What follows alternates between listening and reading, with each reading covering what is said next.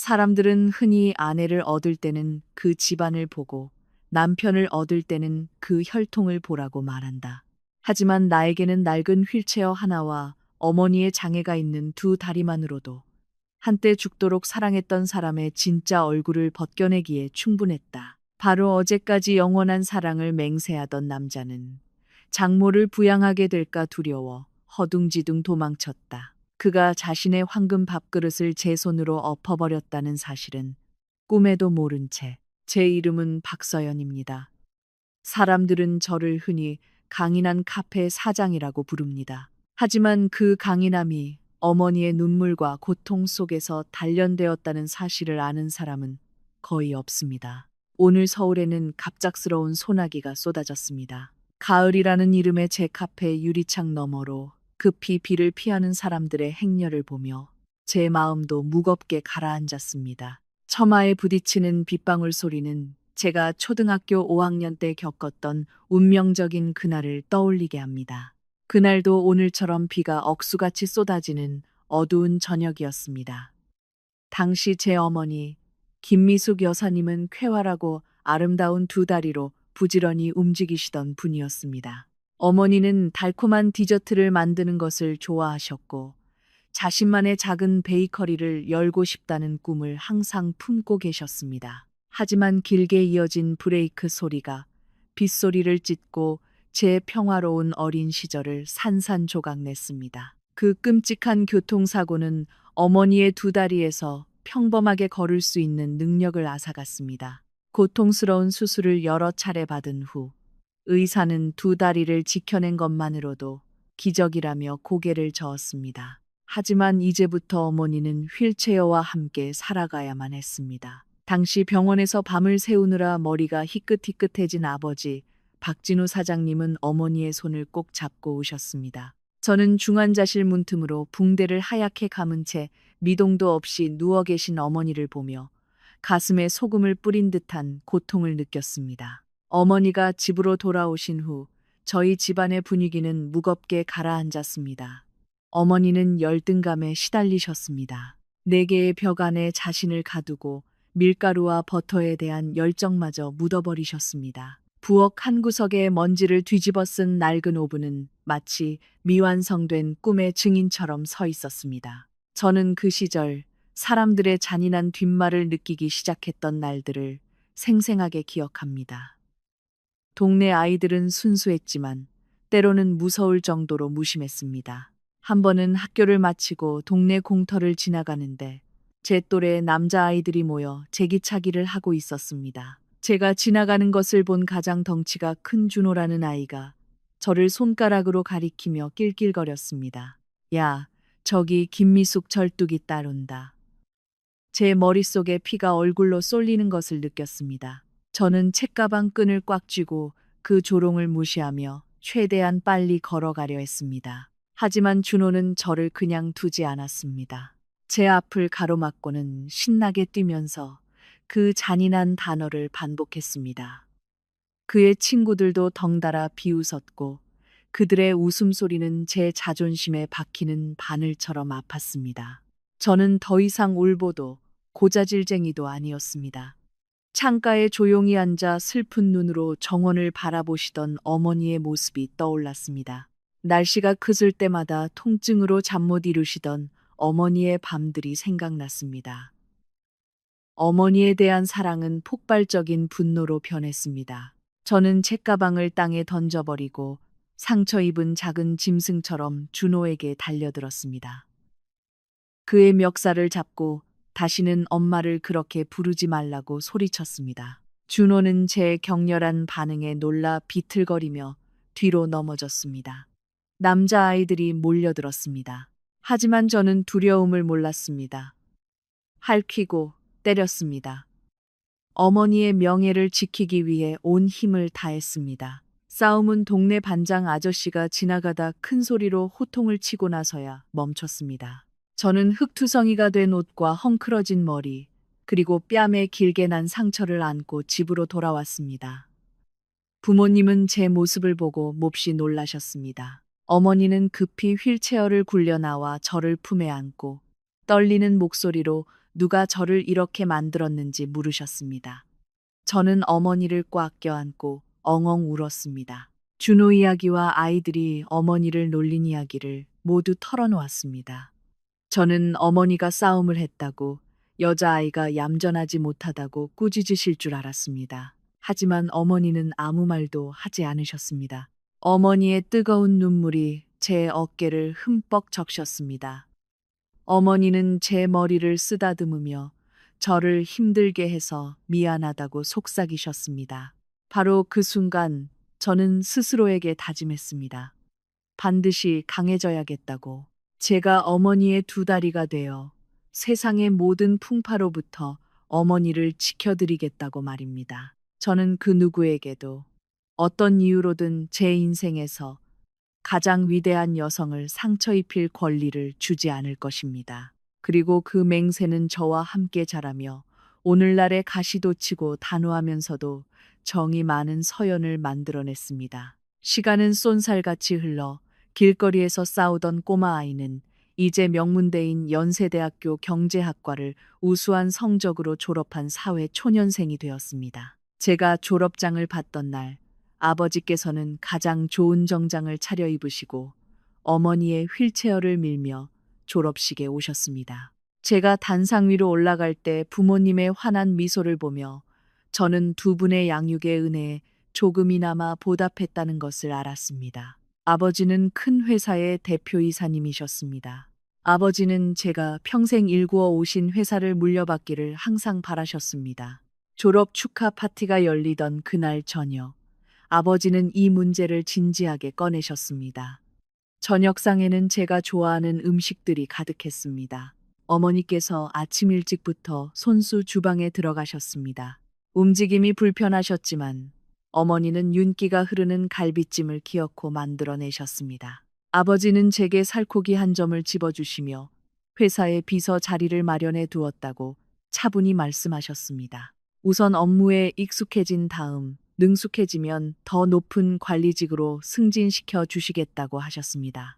저는 손에 든 흰 쌀밥을 내려다보고 조용히 생선 가시를 발라내고 계신 어머니를 바라보았습니다. 제 마음속에는 이미 다른 계획, 4년간의 대학 생활 동안 품어왔던 계획이 있었습니다.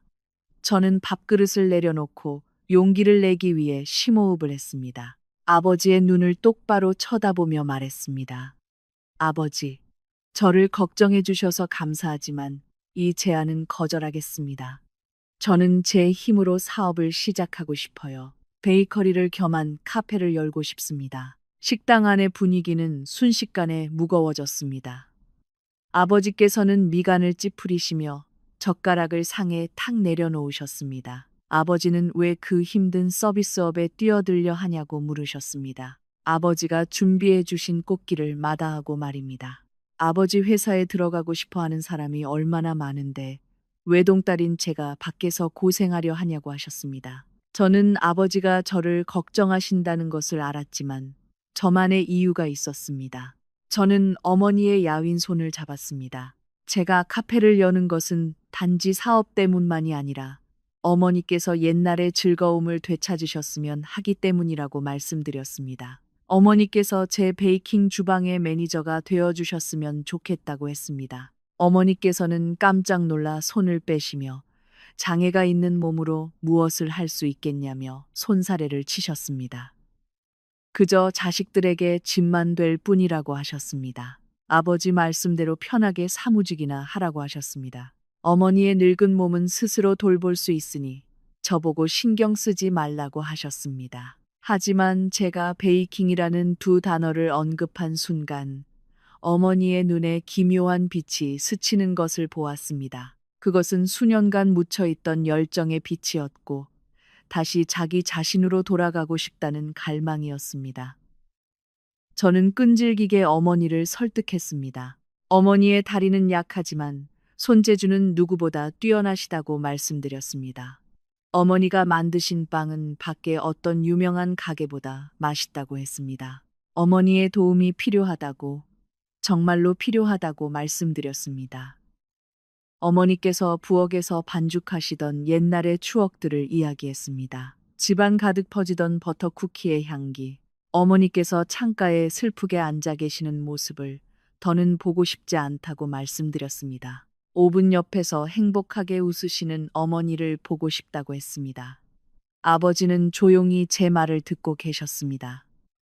그의 눈빛은 엄격함에서 깊은 생각으로 바뀌었습니다. 저를 보시고는 아내를 바라보셨습니다. 아마 아버지께서도 어머니의 눈빛 변화를 알아차리셨을 것입니다. 아버지가 버는 돈으로 어머니께 풍족한 물질적 삶을 제공할 수는 있지만 어머니가 잃어버린 삶의 기쁨과 자신감은 사줄 수 없다는 것을 이해하셨을 것입니다. 그날 저녁 식사는 평소보다 길어졌습니다. 어머니께서는 제게 짐이 될까 두려워 계속 거절하셨지만 저는 희망의 씨앗이 어머니의 마음속에서 싹트기 시작했다는 것을 알았습니다.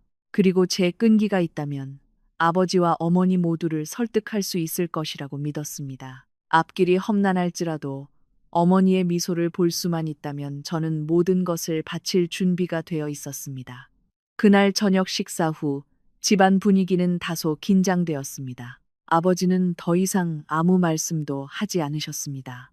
거실에 앉아 신문을 읽으시며 깊은 생각에 잠겨 계셨습니다. 하지만 저는 아버지가 제 제안에 대해 깊이 고민하고 계시다는 것을 알았습니다. 아버지는 노련한 사업가셨고 절대로 성급하게 결정을 내리시는 분이 아니셨습니다. 3일 후 화창한 일요일 아침, 아버지는 저를 서재로 부르셨습니다. 아버지의 서재는 천장까지 닿는 높은 책장으로 가득한 넓고 위험 있는 공간이었습니다. 아버지는 커다란 오크 책상 뒤에 앉아 맞은편 의자에 앉으라고 손짓하셨습니다. 아버지는 오랫동안 저를 바라보셨습니다. 그 눈빛에는 엄격함과 다정함이 함께 담겨 있었습니다. 아버지는 제게 충분히 생각해 보았는지, 카페를 열겠다는 생각이 정말 진심인지, 아니면 젊은 날의 충동인지 물으셨습니다. 저는 아버지의 눈을 똑바로 쳐다보며 이것이 제 진심이라고 또렷하게 대답했습니다. 구체적인 계획을 세웠고 해낼 수 있다고 믿는다고 말씀드렸습니다. 아버지께 제 딸이 스스로의 힘으로 설 수 있다는 것을 보여드리고 싶다고 했습니다. 그리고 더 중요한 것은 어머니께 미소를 되찾아드리고 싶다고 했습니다. 아버지는 가볍게 고개를 끄덕이셨고 입가에 만족스러운 미소가 번졌습니다. 서랍을 여시고는 열쇠 꾸러미 하나를 꺼내 책상 위에 놓으셨습니다. 아버지는 동의하신다며 회사 소유의 강남 오피스 빌딩 1층 공간을 빌려주시겠다고 하셨습니다. 그곳은 유동인구가 많은 최적의 위치로 커피와 디저트를 판매하기에 매우 유리한 곳이었습니다. 저는 기뻐서 소리치며 감사 인사를 드리려 했지만 아버지는 손을 들어 저를 멈추게 하셨습니다. 엄격한 목소리로 이것은 장난이 아닌 사업이라고 말씀하셨습니다. 공간은 도와주시지만 전기세, 수도세, 직원 월급, 재료비는 제가 알아서 해결해야 한다고 하셨습니다. 매달 수익의 일부를 임대료로 내야 한다고 하셨습니다. 시세보다 저렴하게 해주시겠지만 공짜는 없다고 하셨습니다. 그리고 가장 중요한 것은 아버지는 특별한 비밀 계약 조건을 제시하셨습니다. 아버지 회사 직원들, 건물의 다른 임차인들, 그리고 대부분의 운영 직원들 앞에서 제가 대표이사의 딸이라는 사실을 비밀로 하라고 요구하셨습니다. 저는 평범한 임차인일 뿐이었습니다.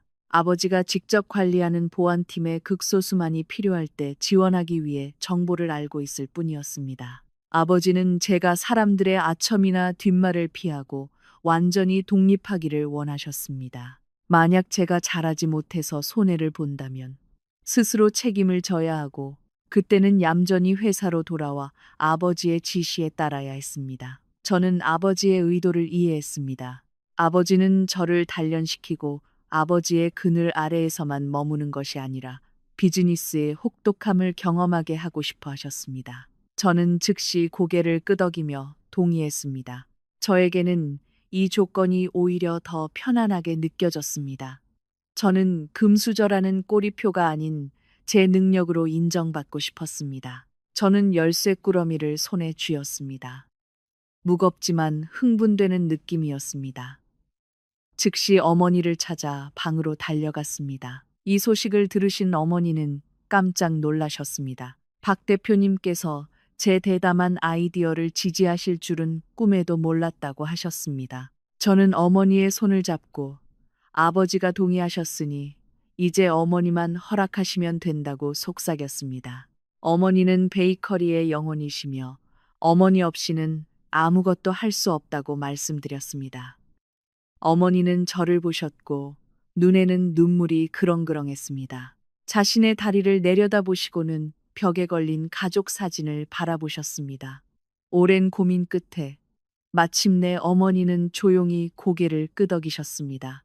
그래, 한번 해보자. 하지만 내가 망치더라도 엄마를 원망하면 안 된다. 저는 어머니를 꽉 껴안고 기쁨에 소리쳤습니다. 그렇게 우리의 여정은 집안에서 가장 권위 있는 남자의 조용하지만 든든한 지원과 함께 공식적으로 시작되었습니다. 그 후 며칠은 두 모녀에게 바쁘지만 기쁨으로 가득 찬 나날이었습니다. 저는 대학 시절 아르바이트로 모은 돈과 친구들에게 빌린 약간의 자금을 합쳐 가게를 꾸몄습니다. 가게 이름은 가을이라고 지었습니다. 부드럽고 낭만적인 느낌을 주며 서울에서 가장 아름다운 계절이자 부모님이 처음 만나신 계절이기도 했습니다. 가게는 따뜻하고 아늑한 분위기의 소박한 스타일로 디자인되었고 주로 갈색 나무와 옅은 노란색 톤을 사용했습니다. 자연광을 최대한 활용하기 위해 큰 유리창을 이용했습니다. 안에는 작은 녹색 식물 화분을 놓아 편안한 느낌을 주었습니다. 특히 손님들이 맛있는 빵이 만들어지는 과정을 볼 수 있도록 오픈바와 투명한 유리 주방을 설계했습니다. 그 주방은 어머니께서 휠체어에 앉아 가장 편안하게 작업하실 수 있도록 높이를 맞추어 특별히 제작되었습니다. 가게 오픈일은 꿀처럼 노란 햇살이 쏟아지는 시원한 서울의 가을 아침이었습니다. 어머니는 아주 일찍 일어나셨습니다. 어머니가 그렇게 설레는 모습을 본 것은 정말 오랜만이었습니다. 깔끔하게 단장하시고 옥색 비단 저고리를 입으신 어머니의 얼굴에는 온화한 아름다움이 피어났습니다. 오븐이 작동하기 시작하자 버터와 우유, 바닐라 향이 가게 안을 가득 채우고 거리까지 퍼져나갔습니다. 어머니는 휠체어에 앉아 능숙하게 반죽을 하고 계란을 치셨습니다. 그 동작은 마치 공백기가 없었던 것처럼 여전히 능숙하고 우아했습니다. 단풍잎 모양의 버터 쿠키와 짭짤한 계란 노른자가 들어간 카스텔라가 황금빛으로 구워져 나오자 지나가는 사람마다 고개를 돌려 쳐다볼 정도였습니다. 손님들이 몰려들기 시작했습니다. 처음에는 저를 응원하러 온 친구들이었고, 그 다음에는 위층에서 일하는 호기심 많은 직장인들이었습니다. 그들은 매혹적인 향기에 이끌려 가게로 들어와 따뜻한 커피와 달콤한 빵을 주문했습니다. 저는 주문을 받고 음료를 만드느라 분주했고, 어머니는 베이킹 주방에서 열심히 일하셨습니다. 유리 너머로 어머니가 웃으시는 것을 보았습니다. 그 미소는 밖의 어떤 햇살보다도 밝았습니다. 가끔 손님들이 빵이 맛있다고 칭찬하면 저는 자랑스럽게 주방을 가리키며 저희 어머니가 만드셨다고 소개했습니다. 손님들은 휠체어에 앉은 여성이 열정을 다해 일하는 모습을 보았습니다. 그들의 눈빛은 더 이상 호기심 어린 시선이 아니라 존경과 존중으로 바뀌었습니다. 커피 그라인더 소리, 컵과 접시가 부딪히는 소리, 사람들의 웃음소리가 어우러져 활기찬 교향곡을 만들어냈습니다. 아버지는 바쁜 와중에도 점심시간에 잠시 들르셨습니다. 수행원 없이 조용히 구석진 자리에 앉아 아이스 아메리카노 한 잔을 주문하고 두 모녀가 일하는 모습을 지켜보셨습니다. 제가 커피를 가져다 드리자 아버지는 윙크를 하시며 행운을 빈다는 의미로 붉은 봉투 하나를 제 손에 쥐어주셨습니다. 오픈일은 저녁 늦게 끝났습니다. 두 모녀는 지쳤지만 마음은 기쁨으로 가득 찼습니다. 어머니가 만드신 빵은 모두 팔렸습니다. 어머니는 제가 기록한 매출 장부를 보시며 눈에 기쁨이 반짝였습니다. 이 늙고 병든 할머니가 만든 빵을 아직도 먹는 사람이 있다니 믿을 수가 없구나. 저는 어머니를 껴안으며 어머니가 만드신 빵은 세상에서 가장 맛있다고, 그 안에는 어머니의 사랑이 담겨 있기 때문이라고 말씀드렸습니다. 그날 밤, 저희 집은 오랜만에 다시 찾아온 행복한 웃음소리로 가득 찼습니다.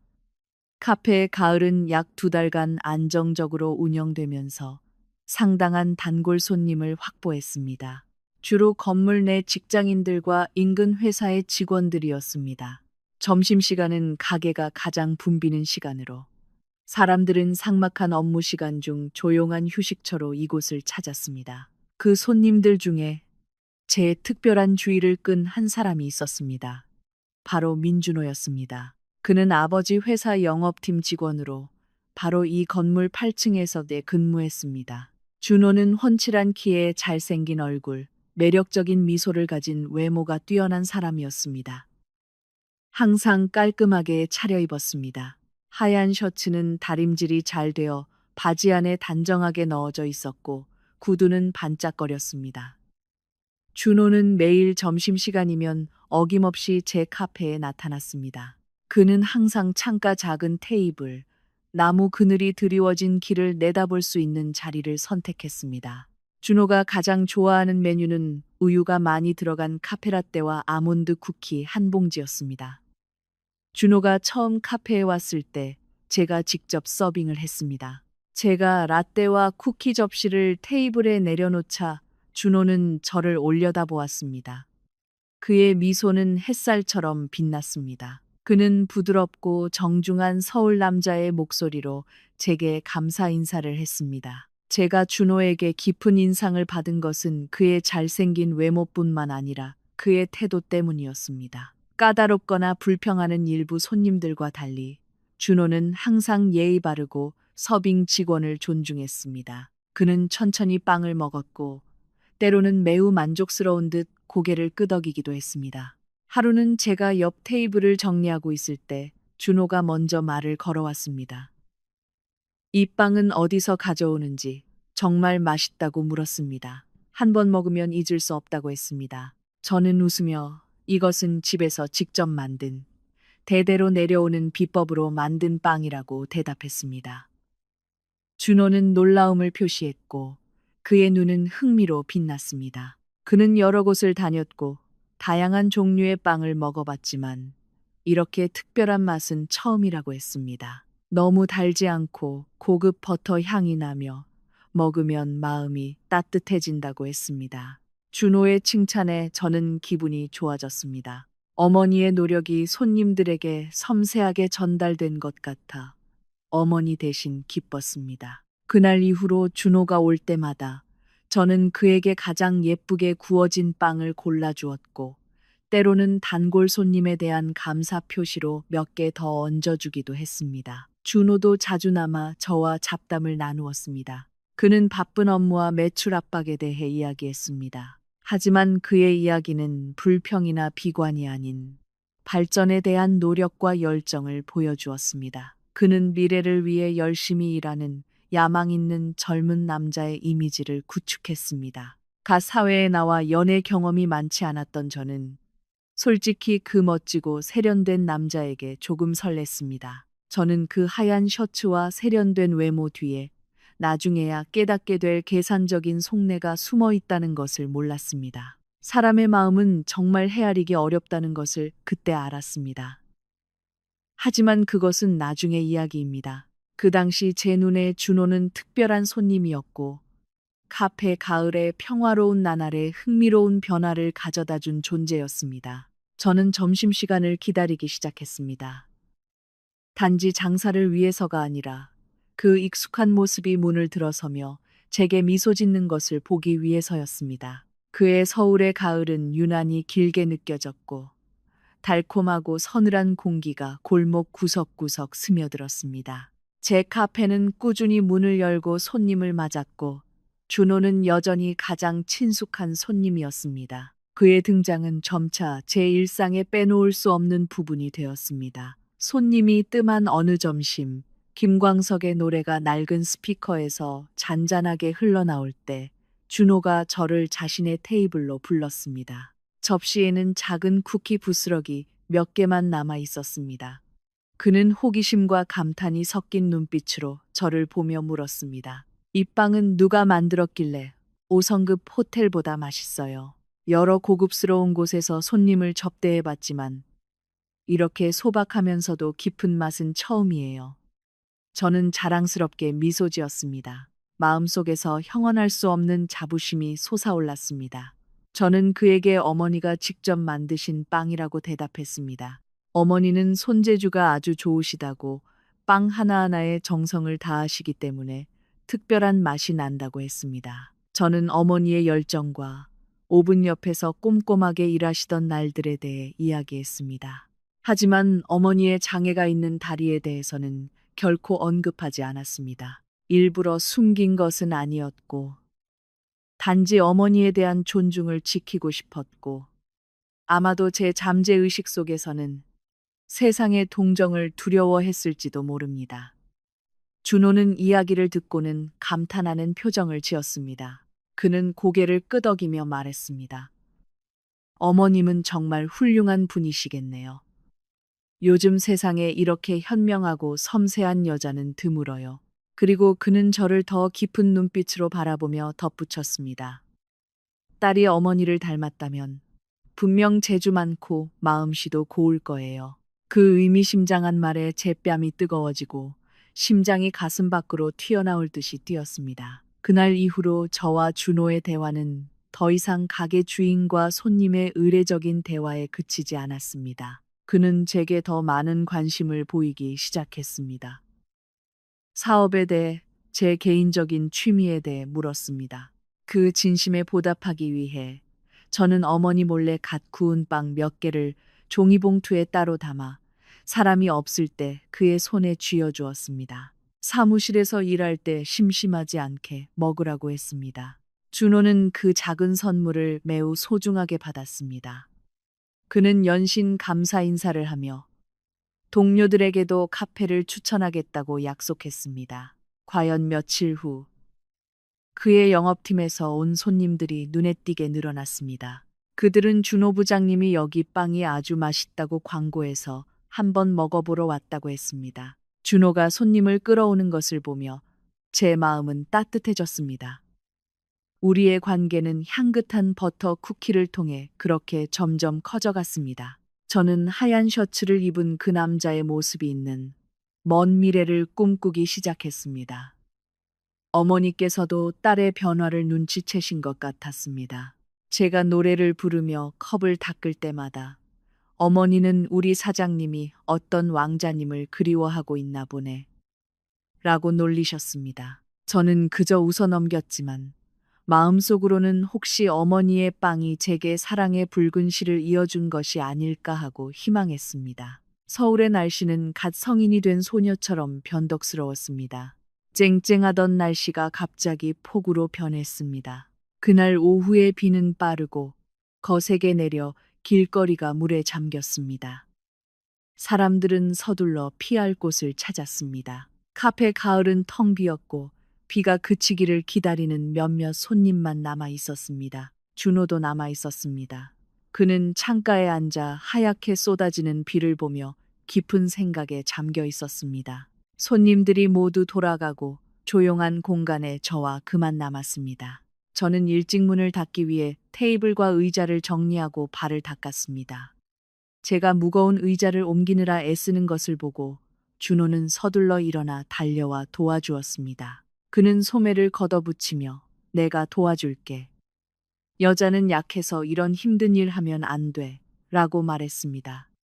그의 친절함과 적극적인 모습에 저는 감동했습니다. 우리 두 사람은 한 사람은 테이블을 닦고 다른 한 사람은 의자를 쌓으며 마치 오래전부터 알고 지낸 사이처럼 호흡이 잘 맞았습니다. 처마에 떨어지는 빗소리와 두 젊은이의 웃음소리가 어우러져 공간은 이상하게 따뜻해졌습니다. 모든 정리가 끝났을 때 제 배에서 꼬르륵 소리가 났습니다.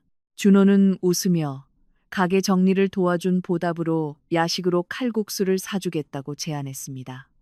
그는 종로에 아주 맛있는 포장마차 칼국수 집을 안다고 했습니다. 국물이 진하고 면이 부드러워 이렇게 춥고 비 오는 날 먹으면 최고라고 했습니다.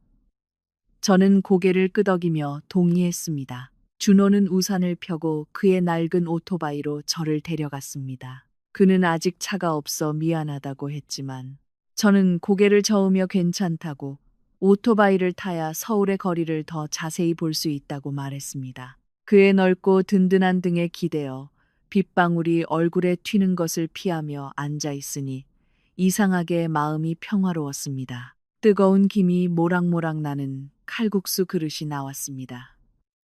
포장마차의 노란 불빛 아래에서 준호는 자신의 인생 이야기를 시작했습니다. 그는 가난한 지방 시골에서 태어났다고 했습니다. 부모님은 농사를 지으며 힘들게 형제들을 키우셨다고 했습니다. 그는 혼자 서울로 올라와 생계의 부담과 성공에 대한 갈망을 안고 살아가고 있다고 했습니다. 그는 회사의 매출 압박과 직장 내 치열한 경쟁에 대해 이야기했지만 그의 눈은 항상 놀라운 의지로 빛났습니다. 그는 제게 진취적이고 열심히 일하며 매우 효심이 깊은 남자라는 인상을 주었습니다. 그는 가장 큰 꿈이 서울에 작은 집을 사서 늙으신 부모님을 모시고 사는 것이라고 했습니다. 그의 말을 들으며 저는 그를 안타까워하면서도 존경하게 되었습니다. 저는 태어날 때부터 금수저를 물고 태어났습니다. 어머니께서 장애가 있으셨지만 아버지 덕분에 집안 경제는 항상 넉넉해서 그처럼 돈 걱정을 해본 적이 없었습니다. 바로 준호의 그 진솔함과 상경의지가 제 마음을 완전히 사로잡았습니다. 그날 밤 저를 골목 입구까지 데려다 주고 준호는 망설이며 제 손을 잡았습니다. 그의 손은 따뜻하고 거칠었지만 믿음직스러웠습니다. 그는 제 눈을 깊이 들여다보며 저를 좋아한다고, 제 소박함과 햇살 같은 미소를 좋아한다고 말했습니다. 그는 제게 자신을 돌볼 기회를 줄 수 있는지 물었습니다. 저는 부끄러워 고개를 숙이며 조용히 고개를 끄덕였습니다. 그 순간 저는 꿈결 같은 첫사랑에 공식적으로 빠져들었습니다. 저는 제 인생의 남자를 찾았다고 생각했습니다. 저의 다른 어떤 조건이 아닌 저 자체를 사랑해주는 진솔한 남자. 하지만 사람의 마음은 바다처럼 깊어서 누가 그 속을 알 수 있을까요? 시간은 쏜살같이 흘러 어느새 저와 준호가 사귄 지 꼭 1년이 되었습니다. 우리의 사랑은 가을 호수처럼 잔잔했습니다. 준호는 여전히 매일 점심시간에 카페에 오는 습관을 유지했고 여전히 저를 세심하게 챙겨주었습니다. 그는 종종 미래에 대한 계획, 집과 아이들에 대해 이야기했고 이는 제가 그의 선택을 더욱 신뢰하게 만들었습니다. 1주년 기념일에 준호는 저를 서촌의 작은 레스토랑으로 초대했습니다. 촛불과 장미로 장식된 낭만적인 분위기에 저는 깜짝 놀랐습니다. 저녁 식사 후 준호는 제 손을 잡고 호숫가를 거닐었고 시원한 바람이 제 머리카락을 날렸습니다. 갑자기 그가 멈춰서더니 주머니에서 작은 빨간 벨벳 상자를 꺼냈습니다. 준호는 한쪽 무릎을 꿇고 애틋한 눈빛으로 저를 바라보았습니다. 그는 상자를 열었고 그 안에는 작고 심플하지만 세련된 디자인의 금반지가 있었습니다. 그는 감동적인 목소리로 지난 1년이 자신의 인생에서 가장 행복한 시간이었다고 말했습니다. 아직 부자는 아니어서 당장 화려한 삶을 약속할 수는 없지만 평생 노력하고 사랑하고 지켜주겠다고 약속했습니다. 나와 결혼해 줄래? 저는 행복에 겨워 눈물이 왈칵 쏟아졌습니다. 저는 고개를 끄덕였고 그가 제 약지에 반지를 끼워주도록 내버려 두었습니다. 차가운 금속이 피부에 닿는 느낌이었지만 제 마음 전체를 따뜻하게 했습니다. 그렇게 우리는 약혼했고 좋은 날을 잡아 결혼하기로 했습니다. 낭만적인 프러포즈 후 준호는 가족들에게 인사드리는 문제를 꺼내기 시작했습니다. 그는 빨리 장모님을 뵙고 우리 두 사람의 결혼 허락을 받고 싶다고 했습니다. 그는 제 손을 잡고 흔들며 흥분된 목소리로 말했습니다. 장모님이 만드신 빵을 너무 좋아해서 1년 내내 먹어도 질리지가 않아. 그렇게 맛있는 빵을 만드시는 분은 분명 너처럼 재주 많고 마음씨 곱고 복스럽게 생기셨을 거야. 이렇게 멋진 딸을 낳아주시고 맛있는 빵을 만들어 주셔서 감사 인사를 드리고 싶어. 준호가 어머니를 언급하자 제 마음속에 막연한 불안감이 피어올랐습니다. 지난 1년 동안 저는 어머니의 다리가 불편하다는 사실을 숨겨왔습니다. 부끄러워서가 아니라 감정이 무르익기를 적절한 시기를 기다렸다가 말하고 싶었습니다. 갑작스러운 사실이 양쪽 모두를 불편하게 만들까 두려웠습니다. 게다가 요즘 어머니의 다리가 날씨가 또 쓸 때마다 더 아프기 시작했습니다. 어머니께서 손님 맞이로 더 걱정하시게 하고 싶지 않았습니다. 저는 준호에게 머뭇거리며 며칠 더 미루면 안 되겠냐고 물었습니다. 요즘 어머니 건강이 좋지 않으셔서 허리도 아프시고 낯선 사람 만나는 것을 꺼리신다고 했습니다. 어머니께서 완전히 건강해지시면 그때 정식으로 인사드리게 하고 싶다고 했습니다. 준호는 잠시 실망한 듯 했지만 이내 다시 밝은 표정을 되찾았습니다. 그는 제 머리를 쓰다듬으며 이해한다고 말했습니다. 장모님의 건강이 가장 중요하다고 했습니다. 어머니께 보약을 사드리라고 필요한 게 있으면 언제든지 말하라고 했습니다. 준호의 배려심에 저는 그에게 사실을 숨긴 것에 대해 죄책감을 느꼈습니다. 저는 스스로에게 다짐했습니다. 이 장마가 지나가고 어머니의 다리 통증이 나아지면 그때 모든 것을 털어놓고 어머니를 뵙게 해드리겠다고. 그가 저를 사랑하는 마음이 있다면 분명 어머니를 친어머니처럼 이해하고 존중해 줄 것이라고 믿었습니다. 한국의 늦봄 추위는 올해 늦게 찾아왔지만 유난히 혹독했습니다. 살을 내는 듯한 추위와 함께 습도가 높아져 바닥은 항상 물기로 축축했습니다. 이런 날씨는 관절염 환자들에게 최악이었고 저희 어머니도 예외는 아니셨습니다. 위축된 다리에서 오는 통증이 밤낮으로 어머니를 괴롭혔습니다. 어머니는 잠을 이루지 못하셨고 얼굴은 눈에 띄게 수척해지셨습니다. 평소에는 휠체어에 앉아 부엌에서 간단한 일들을 스스로 하셨지만 이번에는 조금만 움직여도 땀을 뻘뻘 흘릴 정도로 아프셨습니다. 저는 어머니가 이를 악물고 참으시는 모습을 보며 마음이 아팠고 서둘러 병원에 모시고 가 진통제와 물리치료 처방을 받았습니다. 어머니께서 아파서 가게에 나갈 수 없게 되자 저는 당분간 디저트 판매를 중단하고 커피만 팔려고 했습니다. 하지만 어머니는 동의하지 않으셨습니다. 단골 손님들이 입맛이 들어있는데 우리가 쉬면 서운해하고 다른 곳으로 가버릴 수 있다고 하셨습니다. 어머니는 집 주방에서 빵을 만들겠다고 고집하셨습니다. 앉아서도 반죽을 할 수 있다고 하셨습니다. 재료만 준비해 두면 된다고 하셨습니다. 어머니가 안쓰러웠지만 그 고집을 꺾을 수 없어 따르기로 했습니다. 매일 어머니는 넓은 집 주방에서 휠체어에 앉아 정성껏 빵을 구우셨습니다. 저는 믿을 만한 배달 기사님을 고용해 점심시간마다 갓 구운 따끈한 빵 상자를 집에서 가게로 배달하게 했습니다. 그 때문에 가족 상견례 계획은 계속해서 미뤄졌고 준호는 초조해하기 시작했습니다. 가게에 와서 제가 배달 기사에게서 빵을 받는 모습을 볼 때마다 그는 궁금해했습니다. 요즘 왜 장모님이 가게에 안 나오시냐고, 왜 이렇게 번거롭게 배달을 시키냐고 물었습니다. 차라리 자기가 집에 가서 장모님을 뵙고 겸사겸사 인사도 드리겠다고 했습니다. 계속 미루는 것이 불안하다고 했습니다. 저는 어머니가 감기에 걸려 옮길까봐 집이 수리 중이라 어수선해서 손님을 맞이하기 곤란하다고 둘러댔습니다. 거짓말을 둘러대느라 저 자신도 지쳤습니다. 준호는 그 말을 듣고 미간을 찌푸렸고 표정이 다소 불만스러워 보였습니다. 그는 책망하는 어조로 말했습니다. 넌 날 너무 남처럼 대하는 것 같아. 1년이나 사귀었는데 집도 안 알려주고 어머님 얼굴도 한 번 못 뵙게 하고. 그는 제가 무언가를 숨기고 있거나 집안에 복잡한 문제가 있는 것은 아닌지 의심하기 시작했습니다.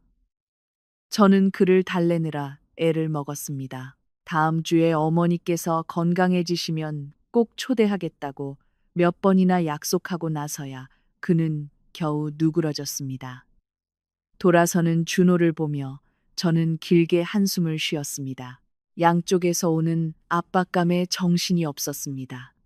한쪽은 돌봐야 할 아픈 어머니, 다른 한쪽은 명분을 요구하는 남자친구. 저는 하늘의 어머니께서 빨리 나으셔서 제가 당당하게 준호를 집에 데려가 이 지긋지긋한 거짓말의 나날을 끝낼 수 있기를 빌 뿐이었습니다. 저는 이 지연이 제가 상상도 못했던 잔인한 진실을 모두 드러낼 운명적인 만남의 불씨가 될 줄은 꿈에도 몰랐습니다. 거의 2주간 꾸준히 침을 맞고 약을 복용한 후 어머니의 건강은 눈에 띄게 좋아지셨습니다. 통증이 줄어들면서 제가 많이 도와드리지 않아도 스스로 휠체어를 타고 집안을 돌아다니실 수 있게 되었습니다. 그날 아침, 함은 날씨의 눅눅함을 씻어내는 따뜻한 햇살이 비쳤습니다. 어머니께서는 커피 향과 가게의 활기찬 분위기가 그립다며 기분 전환 삼아 잠시 가게에 나가고 싶다고 하셨습니다.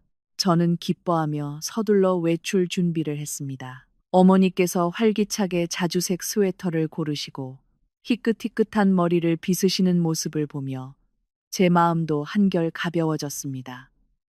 저는 바로 준호를 떠올렸습니다.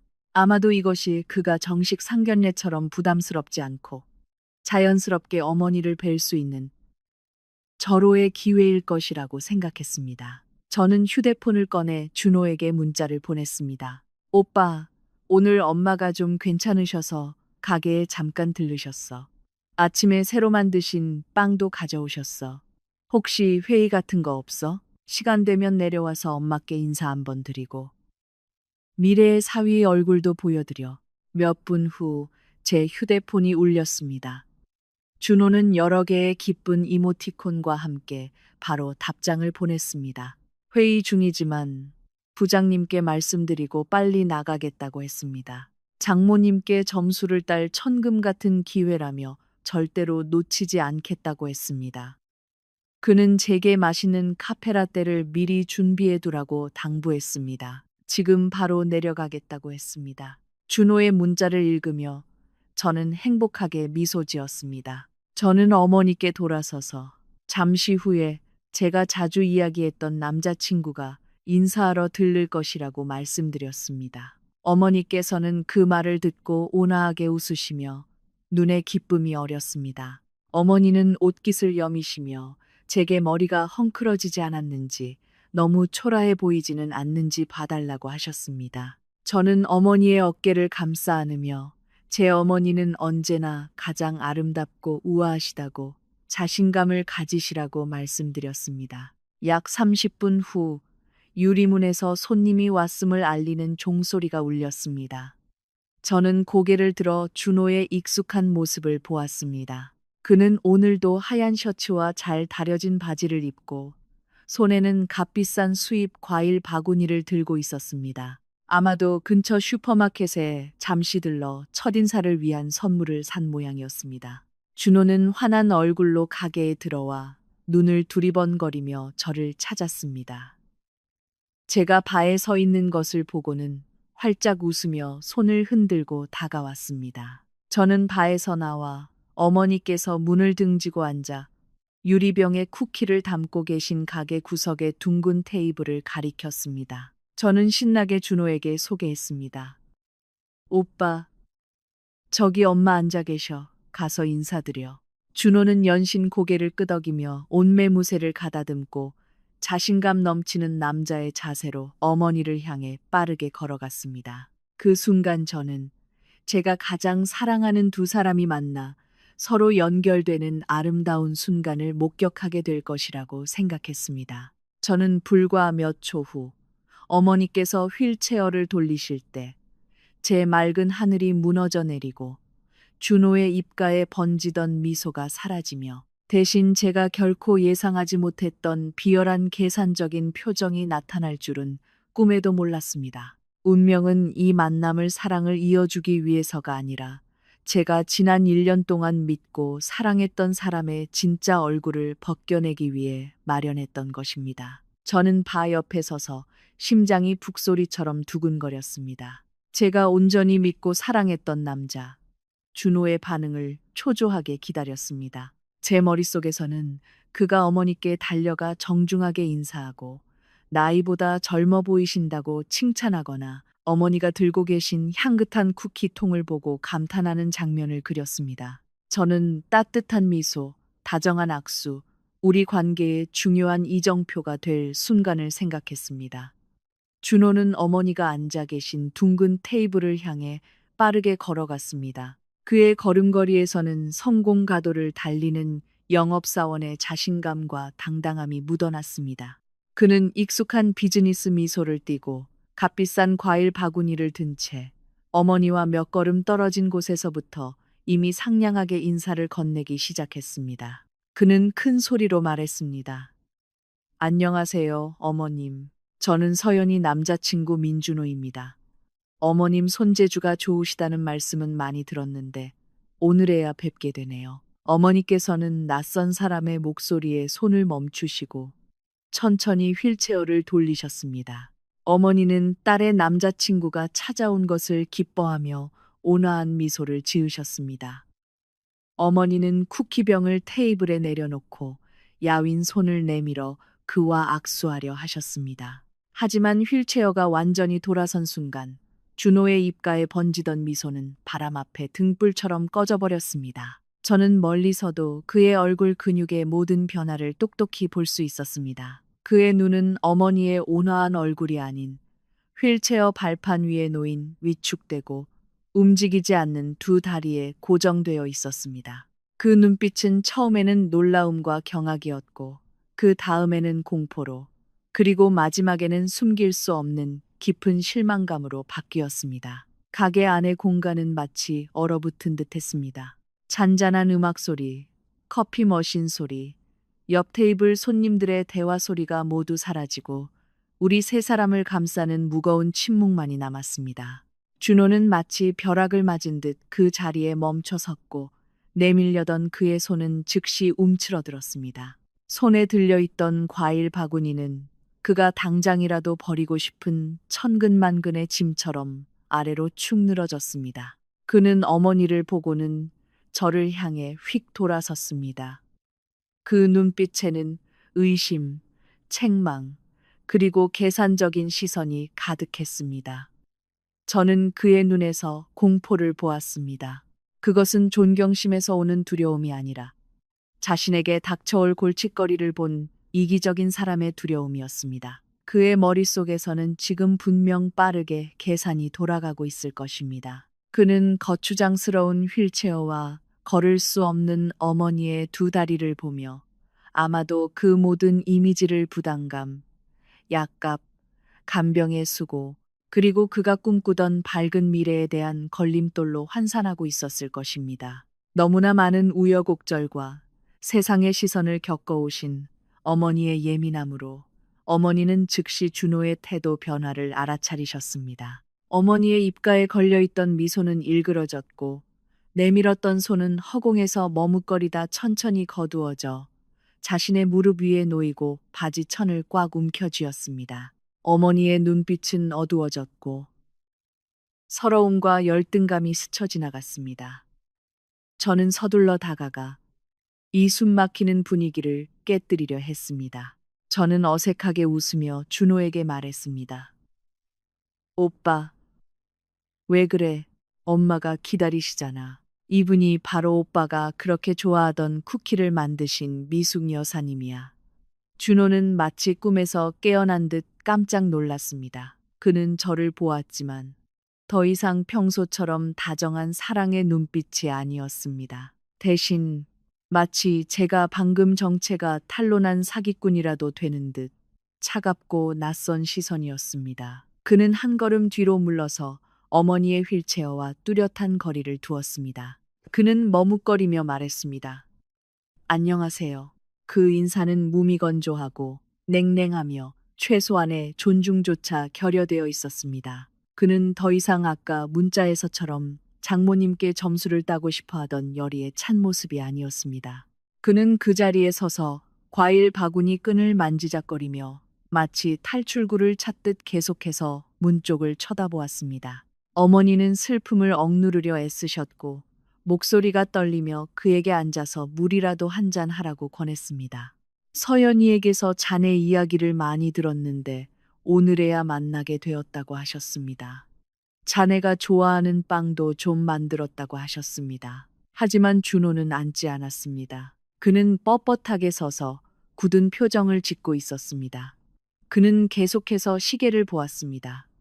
그것은 초조함을 명백히 드러내는 무례한 행동이었습니다.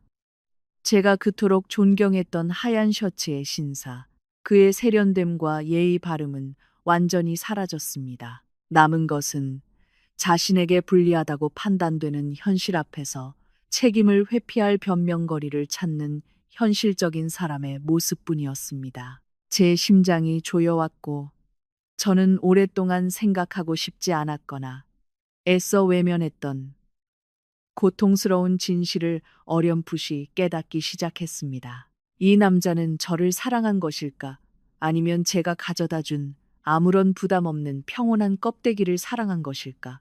그리고 그 껍데기가 어머니의 휠체어에 의해 찢겨졌을 때 그의 사랑도 연기처럼 사라져버렸습니다. 카페 테이블의 분위기는 이제 끊어질 듯 팽팽한 현과 같았습니다. 어머니께서는 여전히 억지 미소를 짓고 계셨습니다.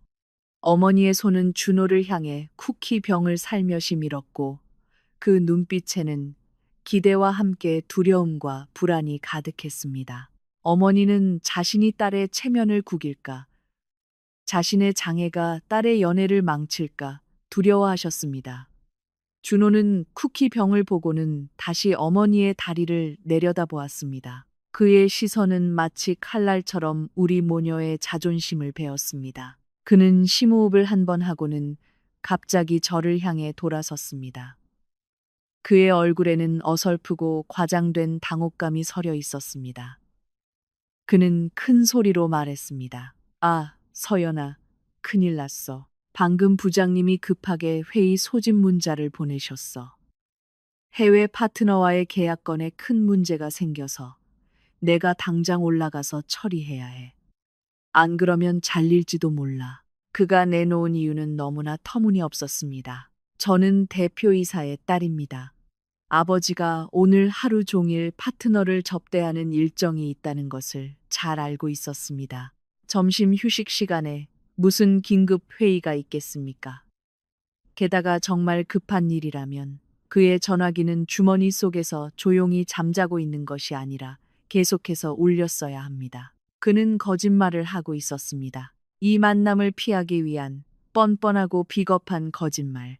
저는 준호의 눈을 똑바로 쳐다보며 남은 일말의 진심이라도 찾아보려 했지만 차가운 회피만이 보일 뿐이었습니다.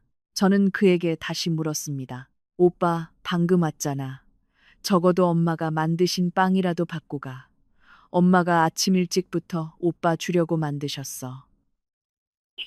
준호는 마치 귀신을 쫓듯 손을 휘저었습니다. 그는 아냐. 나 너무 바빠. 지금 빵 먹을 정신이 어디 있어. 다음에 먹을게. 나 지금 바로 가야 해. 부장님이 불같이 화내고 계셔. 라고 말했습니다. 그는 말을 마치고는 과일 바구니를 테이블 가장자리에 거칠게 내려놓았고 사과 몇 개가 굴러떨어져 바닥에 나뒹굴었습니다. 그는 허리를 굽혀 줍지도 않았고 어머니께 제대로 된 인사 한마디도 하지 않았습니다. 그는 마치 호랑이 굴에서 도망치듯 등을 돌려 걸어갔습니다. 그의 뒷모습은 유리문 너머 번화한 거리의 인파 속으로 사라졌습니다. 저는 그를 바라보며 심장이 찢어지는 듯한 고통 속에 망연자실 서 있었습니다. 허탈감과 실망감이 밀려와 코끝이 찡해졌습니다. 이 사람이 저에게 영원한 사랑을 맹세했던 남자란 말인가? 이 사람이 평생 저를 사랑하고 지켜주겠다고 약속했던 사람이란 말인가? 왜 그는 어려움 앞에서, 제 가족의 현실 앞에서 이렇게 무례하고 잔인하게 행동하는 것일까? 어머니께서는 허리를 굽혀 바닥에 떨어진 사과를 힘겹게 주워 옷자락에 닦으셨습니다. 어머니는 길게 한숨을 쉬시며 목이 맨 목소리로 제게 말씀하셨습니다. 정말 바쁜가 보구나. 내가 두 사람을 방해했네. 그냥 집에 있을 걸 그랬어. 어머니의 말씀을 듣자 눈물이 왈칵 쏟아졌습니다. 저는 어머니 발치에 무릎을 꿇고 어머니의 차가운 손을 잡았습니다. 저는 어머니께서 보시지 못하게 눈물을 삼키려 애쓰며 고개를 세차게 저었습니다. 저는 어머니를 안심시키며 말씀드렸습니다. 엄마, 오빠는 정말 바빠요. 영업일은 스트레스가 많아서 항상 실적에 쫓겨요. 너무 신경 쓰지 마세요. 엄마가 만드신 빵은 이렇게 맛있는데 제가 나중에 가져다 주면 돼요. 저는 어머니를 안심시키기 위해 거짓말을 했지만 제 마음속 깊은 곳에서는 모든 것이 단순히 긴급회의 때문만은 아니라는 직감이 들었습니다. 준호의 도망치는 행동, 휠체어를 보던 그의 경멸 어린 시선. 모든 것이 잔인한 진실의 조각들이었고 그 그림은 점점 더 선명해지고 있었습니다. 저는 어머니를 택시에 태워 집으로 모셔다 드렸습니다. 가는 내내 어머니는 창밖을 바라보며 침묵하셨고 그 눈은 깊은 슬픔에 잠겨 있었습니다. 저는 어머니께서 자신의 장애 때문에 딸의 남자친구가 꺼려하게 만들었다고 생각하며 스스로를 책망하고 계시다는 것을 알았습니다. 어머니를 볼수록 준호에 대한 분노가 치밀어 올랐습니다. 그가 저를 사랑하지 않는다면 솔직하게 말할 수 있었습니다. 하지만 그는 제 인생에서 가장 위대한 여성인 어머니를 그 경멸적인 태도로 상처 입힐 권리가 없었습니다. 그날 오후, 저는 손님이 없는 카페에 앉아 휴대폰을 뚫어져라 쳐다보았습니다. 저는 준호로부터의 해명 문자, 사과 한마디를 기다렸습니다. 하지만 제 기다림에 대한 응답은 무서운 침묵뿐이었습니다. 전화 한 통, 문자 한 줄도 없었습니다. 준호는 마치 이 세상에서 증발해버린 것 같았습니다. 저에게는 수많은 질문과 견딜 수 없는 고통만을 남겨둔 채 밤이 깊어지며 도시를 짙은 어둠이 뒤덮었습니다. 카페 가을은 문을 닫았고 직원들은 모두 퇴근했습니다. 어두운 가로등 불빛이 희미하게 비추는 공간에 저 혼자 남아 있었습니다. 테이블 위의 휴대폰은 여전히 무심한 벽돌처럼 조용했습니다.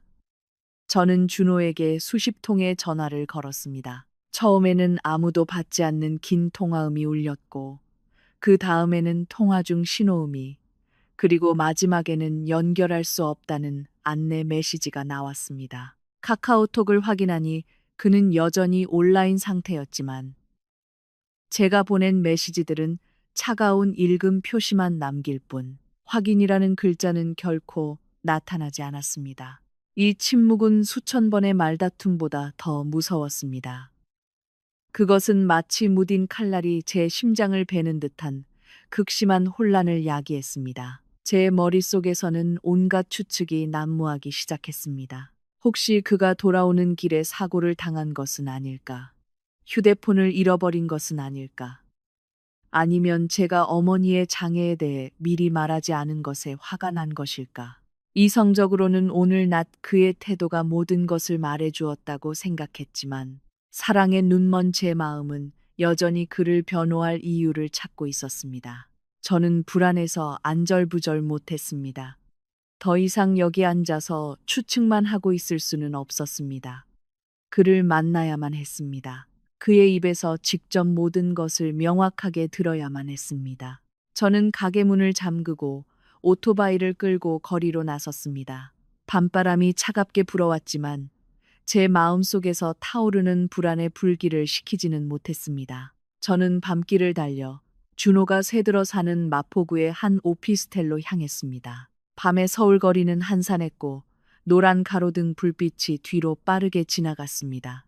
저는 준호가 이 길을 달려 저를 데려다 주던 날들을 떠올렸습니다. 제 팔로 그를 꼭 껴안고 성공에 대한 그의 꿈 이야기를 들었습니다. 그때 저는 세상에서 가장 행복한 여자라고 생각했습니다. 하지만 지금 저는 사랑하는 사람의 냉대에 대한 답을 찾기 위해 밤길을 홀로 달리고 있었습니다. 도착해서는 안면이 있는 경비 아저씨에게 오토바이를 맡기고 오피스텔 로비로 걸어 들어갔습니다. 이 건물은 꽤 낡았고 엘리베이터는 좁았으며 복도에서는 음식 냄새가 진동했습니다. 준호는 5층의 작은 원룸에 살고 있었습니다. 그는 항상 저에게 돈을 아껴서 큰 집을 사서 부모님과 저를 쓰고 살 것이라고 말했습니다. 저는 그의 방문 앞에 서서 문을 두드리려다 망설였습니다. 안에서 TV 소리가 들려왔고 병과 잔이 부딪히는 소리가 섞여 있었습니다. 그는 집에 있었습니다. 사고를 당한 것도 무사한 것도 아니었습니다. 순간적인 안도감이 스쳐 지나갔지만 곧바로 맹렬한 분노가 치밀어 올랐습니다. 집에 있으면서 제 전화를 받지 않았습니다. 무사하면서 저를 하루 종일 걱정하게 만들었습니다. 왜 저를 이렇게 대하는 것일까? 저는 바로 문을 두드리지 않고 그의 방문을 관찰할 수 있는 계단 구석에 숨기로 했습니다. 그가 밖으로 나오는지 아니면 적어도 그와 마주하기 전에 마음을 진정시키기 위해서였습니다.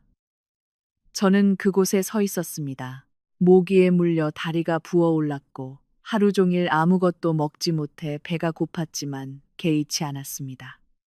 밤 11시쯤 방문이 열렸습니다. 준호가 나왔습니다. 그는 아침에 입었던 출근 복장을 그대로 입고 있었지만 흐트러져 있었습니다. 술에 취해 얼굴이 붉었고 몸에서는 술 냄새가 진동했습니다. 제가 몇 미터 떨어져 있었음에도 불구하고 그는 비틀거리며 걸었고 입으로는 의미 없는 욕설을 중얼거리며 엘리베이터를 눌러 내려갔습니다. 저는 조용히 그를 따라 로비로 내려갔습니다. 그는 편의점에 가서 맥주와 담배를 더 사서는 오피스텔 앞 벤치에 주저앉아 담배를 피우며 연기를 내뿜었습니다.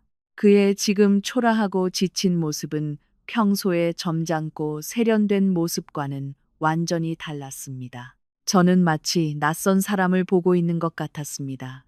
저는 심호흡을 하고 어둠 속에서 나와 그에게 다가갔습니다. 제 그림자가 가로등 불빛 아래 길게 드리워져 그의 시야를 가렸습니다. 준호는 고개를 들어 술기운에 흐릿해진 눈으로 저를 쳐다보았습니다. 앞에 서 있는 사람이 저라는 것을 알아차렸을 때 그는 전혀 놀라거나 미안해하는 기색이 없었습니다. 오히려 그의 입가에는 비웃음과 경멸이 가득한 미소가 번졌습니다. 그 눈빛은 마치 제 얼굴에 찬물을 끼얹는 것 같았고 남은 마지막 희미한 희망마저 꺼뜨렸습니다. 오해를 풀기 위해 기대했던 대면은 이제 제 첫사랑의 잔혹한 종말이 될 것 같았습니다. 준호는 담배를 길게 한 모금 빨고는 허공에 연기를 내뿜으며 흐릿한 눈으로 저를 쳐다보았습니다. 그는 제게 앉으라고 권하지도 않았고 먼 길 오느라 힘들지 않았냐고 묻지도 않았습니다. 그는 그저 다리를 꼬고 앉아 제 인내심을 시험하려는 듯 거만한 태도를 보였습니다. 저는 평정심을 유지하려 했으며 떨리지 않는 목소리로 그에게 물었습니다. 왜 날 피하는 거야? 왜 말도 없이 그냥 가버렸어? 전화도 안 받고 내가 얼마나 걱정했는지 알아? 준호는 크게 웃었습니다. 그 웃음소리가 텅 빈 밤거리에 건조하게 울려 퍼져 저는 소름이 돋았습니다. 그는 담배꽁초를 땅에 던져 발로 비벼 끄고는 벌떡 일어나 제게 다가왔습니다. 짙은 술 냄새가 제 얼굴에 확 끼쳐와 저는 메스꺼움을 느꼈습니다. 그는 제 얼굴에 대고 큰 소리로 쏘아붙였습니다. 여기 왜 왔어? 나한테 따지러 왔어? 아니면 내가 불쌍해서 마음 약해지라고 순진한 척 연기하러 왔어? 저는 그 모진 말에 깜짝 놀랐습니다. 저는 다시 물었습니다. 무슨 소리야? 내가 뭘 따진다는 거야? 난 그냥 오빠 태도가 왜 그렇게 갑자기 변했는지 이유를 알고 싶을 뿐이야. 준호는 눈을 부릅뜨고 손가락으로 제 어깨를 아프게 찔렀습니다. 그는 소리쳤습니다. 아직도 순진한 척이야. 왜 처음부터 네 엄마가 장애인이라고 말 안 했어? 왜 그렇게 꽁꽁 숨겼어? 나랑 결혼해서 평생 네 불구 엄마나 부양하라고 속이려고 했지? 저는 망연자실했습니다. 그의 한마디 한마디가 날카로운 칼날이 되어 제 심장을 꿰뚫는 것 같았습니다. 그가 도망친 이유, 침묵한 이유, 모든 것이 어머니의 다리 때문이었습니다. 그는 부담이 두려웠고 병간호가 무서웠습니다. 저는 눈물을 삼키며 설명하려 애썼습니다. 오빠, 오해야. 우리 집은 오빠한테 부양받을 필요 없어. 엄마는 스스로를 돌볼 수 있고 우리 집 경제 사정도 오빠한테 의지할 만큼 어렵지 않아. 말하지 않은 건 우리 감정만큼 중요하지 않다고 생각했기 때문이야. 준호는 비웃으며 경멸 가득한 표정으로 제 말을 끊었습니다. 그는 그만해. 아가씨, 너 같은 카페 알바생들이 나처럼 안정적인 직장과 밝은 미래를 가진 남자를 보면 바로 달라붙는 거 알아. 내 집이 부자였다면 푼돈 벌려고 커피 한 잔, 빵 한 조각 팔고 있지는 않았겠지. 내 엄마의 낡은 휠체어만 봐도 집안 사정을 알겠더라. 허풍 떨지 마라고 말했습니다. 알고 보니 그의 눈에 저는 그를 이용하려는 가난한 여자에 불과했습니다. 그는 자신이 대단한 사람이고 제가 덫을 놓아 잡으려는 맛있는 먹잇감이라고 생각했습니다. 그는 사람을 겉모습, 휠체어, 카페일로 판단했고 제 진짜 집안 사정에 대해서는 아무것도 몰랐습니다. 그는 계속해서 심한 욕설을 퍼부었습니다. 그는 우리 집은 네가 파낼 광산이 아니야. 나는 시골에 계신 부모님 모실 돈 벌기도 벅차. 이제 와서 장애인 장모까지 모셔야 한다면 평생 고생할 거야. 내가 말해두는데 나는 장애인과 엮이는 게 제일 싫어. 더럽고 귀찮기만 해. 헤어지자, 파혼하자. 너 같은 사기꾼이랑 엮일 시간 없어. 라고 말했습니다. 준호의 뻔뻔함과 현실적인 모습이 가로등 불빛 아래 적나라하게 드러났습니다.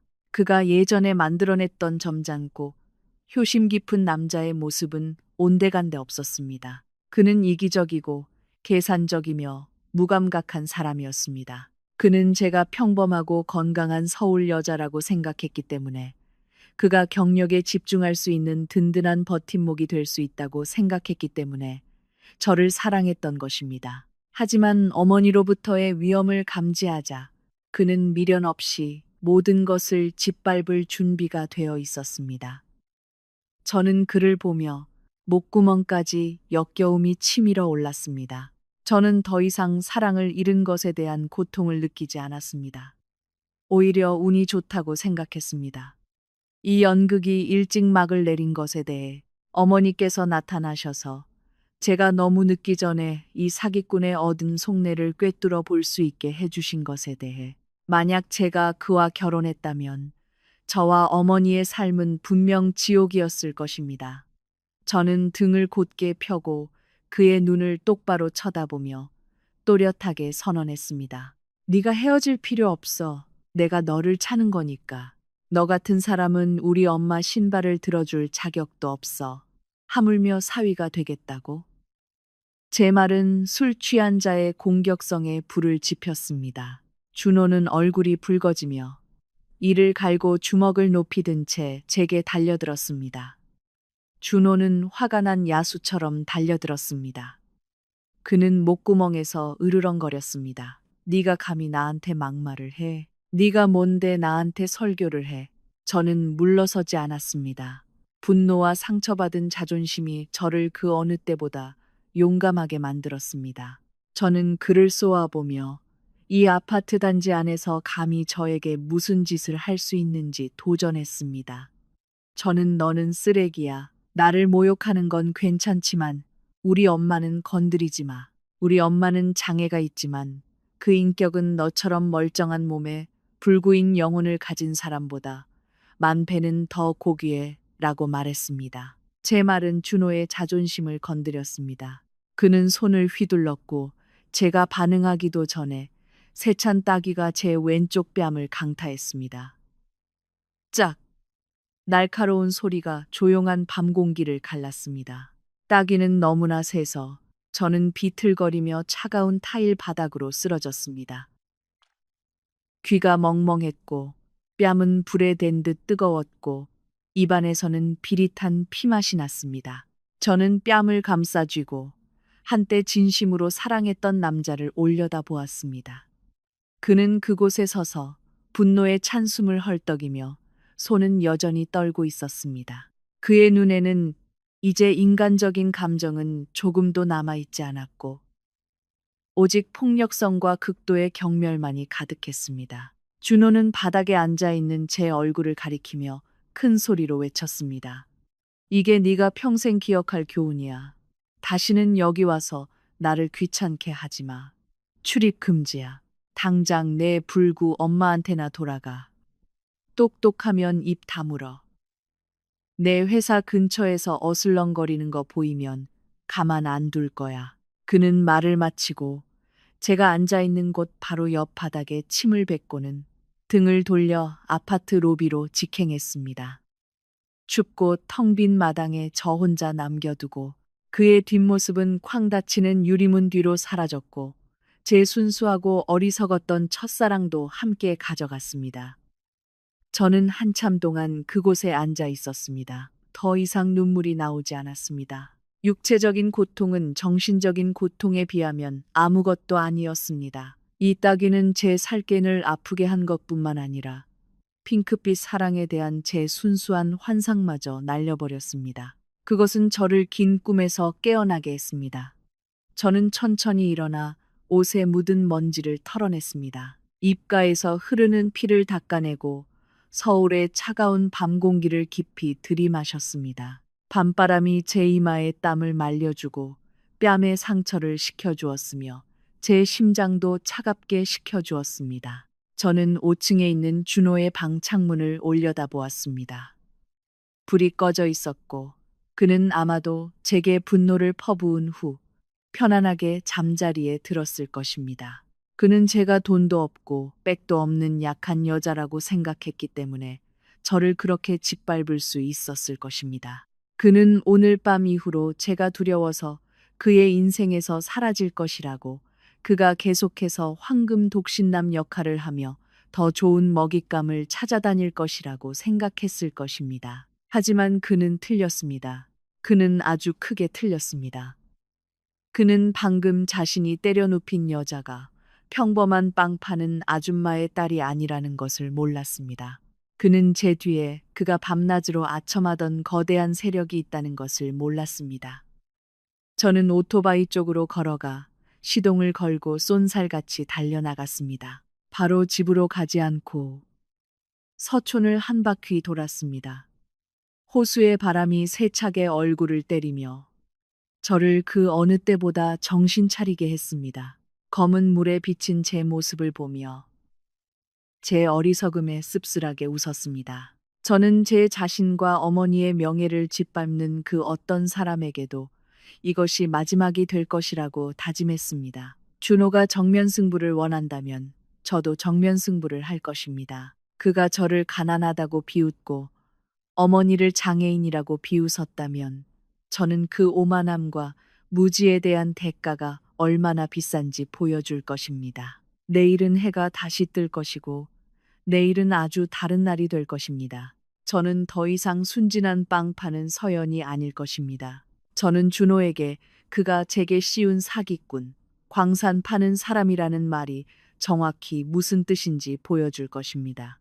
재미있는 연극은 아직 끝나지 않았고 제가 그를 위한 가장 비극적인 결말의 감독이 될 것입니다. 저는 그 낡은 아파트를 떠나 시계가 새로운 날을 알릴 때 운전했습니다. 서울의 밤바람이 차갑게 얼굴을 스쳤지만 제 왼쪽 뺨에 남은 뜨거운 자국을 식히지는 못했습니다. 준호의 따귀는 육체적인 고통뿐만 아니라 사랑에 대한 제 마지막 환상마저 산산조각냈습니다.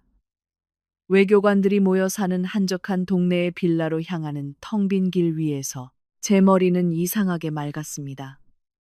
저는 울지 않았습니다. 준호가 어머니를 향해 보낸 경멸 어린 시선을 본 순간부터 제 연약한 눈물은 이미 말라버렸습니다. 지금 제 마음속에는 잘못된 사람에게 믿음을 준 제 자신에 대한 경멸과 가족의 명예를 되찾아야 한다는 굳은 결심만이 남아 있었습니다. 저는 집 문 앞에서 오토바이를 세웠고 나이든 경비 아저씨가 서둘러 달려와 문을 열어주셨습니다. 제가 늦게 돌아온 것을 보고 걱정스럽게 안부를 물으셨습니다. 저는 붉게 부어오른 자국을 가리기 위해 얼굴을 한쪽으로 돌리고 긴 머리카락을 늘어뜨린 채 아저씨께 고개를 끄덕여 인사하고는 곧장 차고로 들어갔습니다. 거실 불은 여전히 환하게 켜져 있었고 부모님은 아직 주무시지 않으셨습니다. 저는 심호흡을 하고 마음을 가다듬고 집으로 들어갔습니다. 어머니께서는 휠체어에 앉아 뜨개질을 하다 말고 계속해서 문 쪽을 쳐다보고 계셨습니다. 제가 돌아온 것을 보시고는 왜 이렇게 늦게 왔니? 전화도 안 되고 아빠랑 엄마가 얼마나 걱정했는지 알아? 라며 걱정 섞인 목소리로 꾸짖으셨습니다. 아버지께서는 소파에 앉아 신문을 내려놓으시고 엄격하지만 애정이 가득한 눈빛으로 저를 바라보셨습니다. 저는 최대한 밝게 웃으려 했지만 분명 어색하고 억지스러웠을 것입니다. 저는 계단 쪽으로 빠르게 걸어가며 가게에서 좀 처리할 일이 있었어요. 휴대폰 배터리가 다 돼서 꺼졌는데 몰랐어요 라고 소리쳤습니다. 어머니께서는 제 목소리에서 이상한 점을 눈치채셨습니다. 어머니는 휠체어를 굴려 다가와 제 손을 잡고 무슨 일이 있었는지 물으려 하셨습니다. 저는 어머니께서 제 얼굴에 따기 자국을 보실까 두려워 서둘러 뒤로 물러서서 등을 돌렸습니다. 저는 좀 피곤해서 씻고 바로 잘게요. 아빠, 엄마도 일찍 주무세요. 라고 말했습니다. 하지만 아버지께서는 어느새 일어나 계셨습니다. 아버지는 다가와 제 어깨에 손을 얹고 저를 자신과 마주보게 돌려 세우셨습니다. 천장의 크리스탈 샹들리의 불빛이 제 얼굴을 환하게 비추었습니다. 제 왼쪽 뺨에 선명하게 남은 5손가락 자국이 아무것도 숨길 수 없이 드러났습니다. 어머니께서는 경하게 비명을 지르셨고 떨리는 손으로 입을 가리셨습니다. 아버지께서는 깜짝 놀라 짙은 눈썹을 찌푸리셨고 눈에는 분노의 불길이 타올랐습니다. 아버지는 누가 너를 이렇게 만들었어? 오늘 가게에 왔던 그놈이야? 라고 다그치셨습니다. 저는 어머니의 눈에 담긴 고통과 아버지의 분노를 보았습니다. 제가 준호가 어머니를 장애인이라고 비웃어서 저를 때렸다고 사실대로 말하면 아버지께서 가만히 계시지 않을 것이라는 것을 알았습니다. 아버지는 자신의 권력과 인맥을 동원해 오늘 밤 당장 준호가 이 서울 땅에서 발붙일 곳이 없게 만드실 것입니다. 하지만 저는 그렇게 하고 싶지 않았습니다. 그런 하찮은 인간 때문에 부모님께서 마음 고생하시는 것을 원치 않았습니다. 게다가 이것은 제 실수였고 제가 직접 해결해야만 했습니다. 저는 어머니의 떨리는 손을 잡고 아버지의 눈을 똑바로 쳐다보며 거짓말을 했습니다. 저는 아니에요, 아빠. 아까 밤길에 갑자기 튀어나온 개를 피하다가 넘어져서 얼굴을 부딪혔어요. 아무도 저를 때리지 않았어요. 그리고 그 친구와는 저희 헤어졌어요 라고 말했습니다. 어머니께서는 어리둥절해하며 왜 그렇게 빨리 헤어졌어? 오늘 낮에 막 만났는데 라고 물으셨습니다. 저는 쓴맛을 삼키고 침착하게 대답했습니다. 저희 성격이 안 맞는 것 같아요, 엄마. 그 사람은 제가 사업하는 걸 안 좋아하고 안정적인 사무직 여자를 원해요. 가치관이 너무 달라서 시간 낭비하지 않으려고 그만뒀어요. 저는 한마디도 더듬지 않고 유창하게 말했습니다. 아버지께서는 제 속마음을 꿰뚫어 보려는 듯 저를 뚫어져라 쳐다보셨습니다. 아버지는 인생 경험이 많으신 분이라 제 이야기에서 이상한 점들을 분명히 알아차리셨을 것입니다. 뺨에 남은 자국은 분명 넘어져서 생긴 긁힌 상처가 아니라 손자국이었습니다. 하지만 아버지는 제 성격도 잘 아셨습니다. 제가 말하고 싶지 않은 것은 억지로 캐물어도 절대 입을 열지 않을 것이라는 것을. 아버지는 한숨을 쉬시며 제 어깨에서 손을 떼셨습니다. 아버지는 그래, 알겠다. 넘어졌으면 다음부터는 조심해서 다녀. 그리고 연애는 이 문이 닫히면 다른 문이 열리는 법이야. 우리 딸은 똑똑하고 예쁘니까 따라다닐 남자가 줄을 설 거야. 아빠는 그냥 한 가지만 기억해 줬으면 좋겠다. 밖에서 아무리 힘들어도 집에 오면 아빠랑 엄마가 있다는 거라고 말씀하셨습니다. 아버지의 말씀은 제 마음의 상처를 치유하는 약과 같았습니다. 저는 아버지를 꼭 껴안고 허리를 굽혀 어머니를 껴안았습니다. 가족의 따뜻함이 저를 감쌌고 제가 방금 겪었던 차가움과 굴욕감을 씻어주었습니다. 그날 밤 저는 침대에 누워 뺨에 얼음찜질을 하며 눈을 뜬 채 천장을 바라보았습니다. 저는 더 이상 아픔을 느끼지 않았습니다. 대신 차가울 정도로 맑은 정신이 들었습니다. 저는 준호의 한마디 한마디, 행동 하나하나를 떠올렸습니다. 그는 저를 가난하다고 비웃었고, 어머니를 부양해야 할까 두려워했으며, 우리 가족을 파낼 광산이라고 불렀습니다. 좋습니다. 그가 그렇게 돈과 지위를 좋아한다면, 저는 그에게 진짜 돈과 지위가 무엇인지 보여줄 것입니다. 저는 폭력이나 비겁한 수단으로 복수하지 않을 것입니다. 저는 그가 자신의 탐욕과 무지로 인해 가장 쓰라린 결말을 스스로 맞이하게 할 것입니다. 내일 해가 뜨면 이 연극은 막을 내릴 것입니다. 다음 날 아침 첫 햇살이 커튼 틈으로 스며들 때 잠에서 깼습니다. 저는 거울 앞에 서서 얼굴의 상처를 자세히 살펴보았습니다. 어젯밤 열심히 얼음찜질을 한 덕분에 붓기는 많이 가라앉았고 희미한 붉은 자국만 남아 있었습니다. 저는 화장품 상자를 꺼내 평소보다 두꺼운 컨실러를 꼼꼼하게 발랐습니다. 몇 분 후, 제 얼굴은 흠잡을 데 없이 환하고 아름답게 돌아왔고, 전날 밤의 고통을 완벽하게 감추었습니다. 저는 평소의 활동적인 스타일과는 완전히 다른 옷을 선택했습니다. 더 이상 카페 사장의 티셔츠와 청바지가 아니었습니다. 저는 몸에 꼭 맞는 디자이너의 오피스룩 원피스를 입고 그 위에 권위 있는 검은색 블레이저를 걸쳤습니다. 뾰족한 하이힐을 신고 와인색 립스틱을 발랐습니다. 거울 속에서 저는 완전히 다른 서연을 보았습니다. 날카롭고 차가우며 기품이 넘쳤습니다. 제가 식당으로 막 내려왔을 때 전화벨이 울렸고 화면에는 사랑하는 아빠라는 글자가 떴습니다.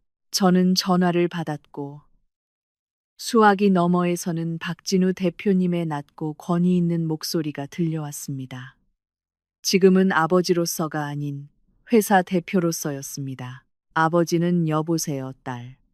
오늘 점심에 회사에서 중요한 전략적 파트너들과의 미팅이 있어 중간에 간단한 티타임을 갖고 싶어 하시네.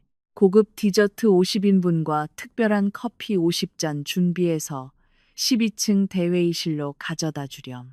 회계팀의 2배로 결제하라고 할 테니 딸의 5성급 서비스에 대한 보너스라고 생각해. 라고 말씀하셨습니다. 저는 미소 지으며 또렷하게 대답했습니다. 네, 대표님. 주문은 오늘 오전 10시 정각에 배달될 것이며 최고의 품질을 보장하겠습니다. 전화를 끊고 저는 기회가 왔다는 것을 알았습니다.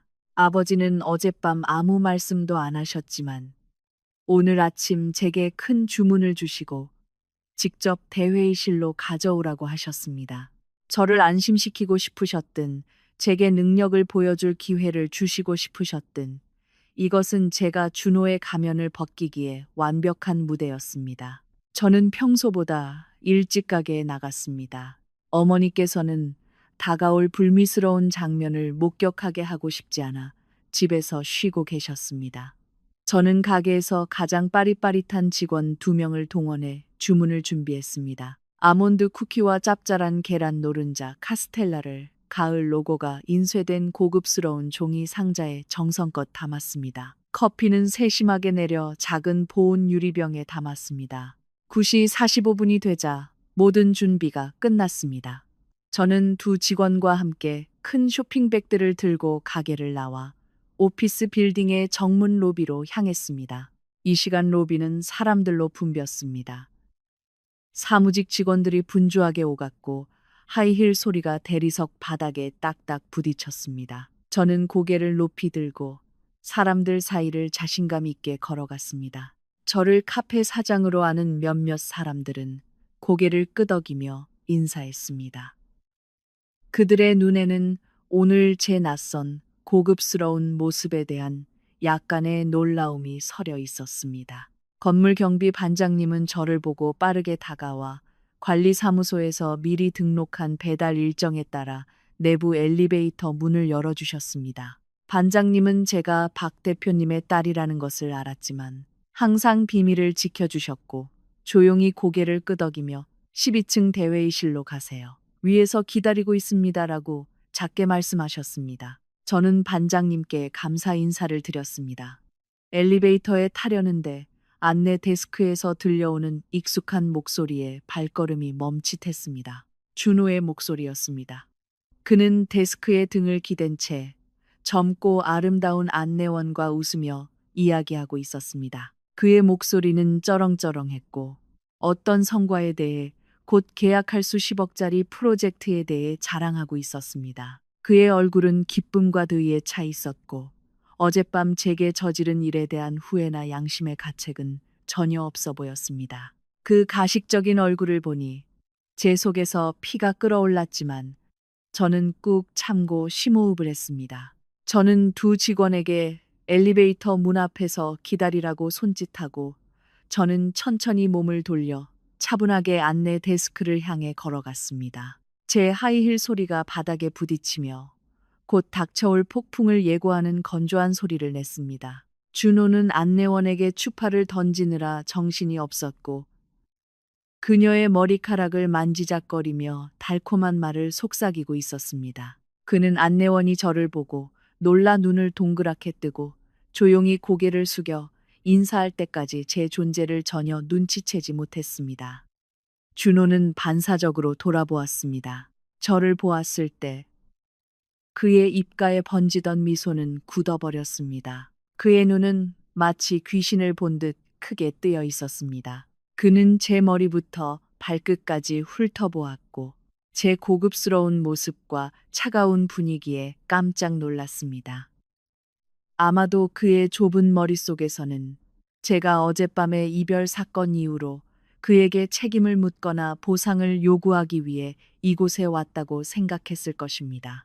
그는 제가 소란을 피우면 그가 회사에서 공들여 쌓아온 싱글남 이미지가 손상될까 두려워했습니다. 준호는 안내원의 머리카락에서 서둘러 손을 떼고 화살처럼 제게 달려들었습니다. 그는 제 손목을 거칠게 잡고 사람이 적은 엘리베이터 근처 구석으로 저를 끌고 갔습니다.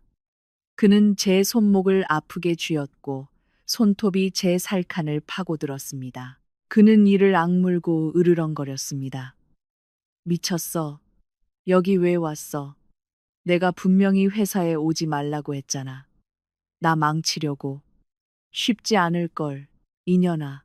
저는 그의 억센 소나귀에서 손을 빼내고 블레이저 소매를 바로잡으며 경멸 어린 시선으로 그를 쳐다보았습니다. 저는 태연하게 대답했습니다. 손 놔. 나 여기 볼 일 있어서 왔어. 너랑은 상관없어. 네가 세상의 중심인 줄 아는 착각은 그만둬. 준호는 비웃으며 비아냥거리는 목소리로 말했습니다. 네가 이 고급스러운 사무실에 무슨 볼 일이 있겠어? 길거리에서 파는 설탕물이나 배달하러 왔어? 아니면 부장님 방에 가서 울고불고 동정심이나 구걸하려고? 나는 너희 같은 가난한 집안 애들이 돈 있는 남자 보면 거머리처럼 달라붙는 거 잘 알아. 소란이 주변 사람들의 주의를 끌기 시작했습니다.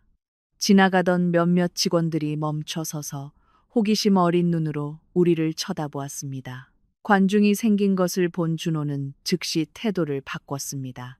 그는 괴롭힘 당하는 피해자 연기를 시작했습니다. 그는 일부러 모든 사람이 들을 수 있도록 큰 소리로 말했습니다. 이봐요. 내가 분명히 말했잖아.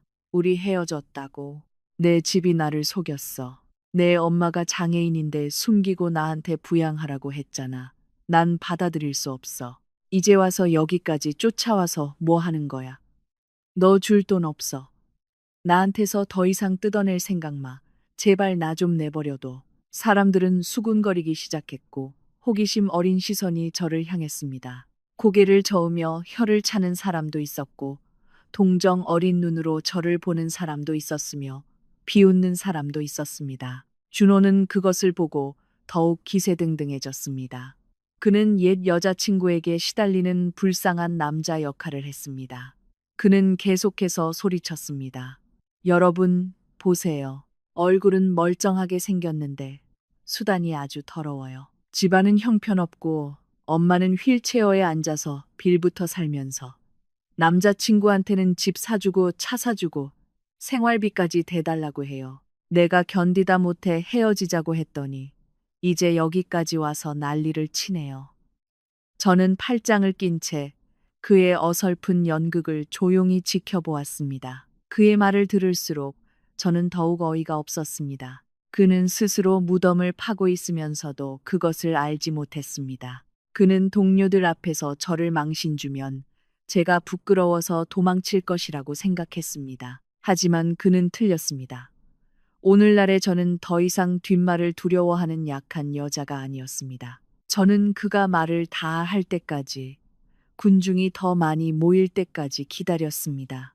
그가 과장된 연기 때문에 숨을 헐떡이며 말을 마쳤을 때, 저는 비로소 차분하게 입을 열었습니다. 제 또렷하고 단호한 목소리가 로비 전체에 울려 퍼졌습니다. 저는 그에게 물었습니다. 할 말 다 했어? 내가 너한테서 뭘 뜯어낸다고? 네가 나한테 줄 게 뭐가 있는데? 비좁은 월세방, 낡은 오토바이, 아니면 항상 월급날만 기다리는 텅 빈 지갑. 정신 차려, 준호야.